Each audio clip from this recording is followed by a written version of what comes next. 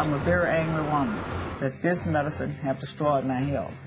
Each year, toxic side effects from prescription medicines injure tens of thousands of Americans. And sometimes it becomes big news. Tonight, one of the most popular drugs taken for allergies is being pulled off the shelves in the U.S.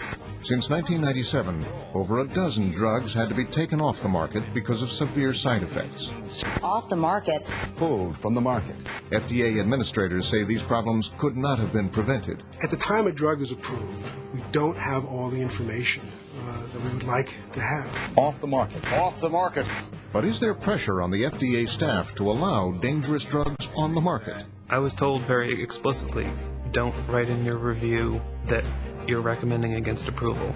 Tonight, Frontline investigates the integrity of our drug safety system. I think Americans need to recognize that every time they put a pill in their mouth, especially a new pill that they've never taken before, it's an experiment. Dr. Raymond Woosley runs a national center to study the side effects of drugs at the University of Arizona College of Medicine. Morning. He worries that most people don't understand how much about new drugs is unknown. When a drug goes on the market, only about 3,000 patients have ever been given that drug. We will never know all the toxicity that can occur, especially the 1 in 10,000 or the 1 in 20,000 that could be seriously harmed. The cholesterol-lowering drug Baycol is being pulled off the market. It's been linked to 31 deaths in the U.S. from muscle destruction. Under pressure from the FDA, Bayer voluntarily took Baycol off the market in August 2001, 2 years after first getting reports there might be problems with the drug. David Archer was one of many patients put on the new Baycol 0.8 dosage. He also was switched over from Lipitor, and his wife Lucy remembers that her husband was in excellent health until he began taking Baycol. David was always very active. He would chop trees, he would do a lot of things. But then as he was taking the Baycol, I noticed as we walked especially, he would complain about his toes, then he would complain about the calf and his legs, and then his muscles and the back. Finally, it got so that he just couldn't seem to bend over to put his socks on and shoes. And no way had I ever thought that this Baycol was doing this. He took it October, November, and December, he was gone. He should have never died. Lucy Archer's husband died more than 5 months after Bayer had strong indications their drug might be less safe than Lipitor.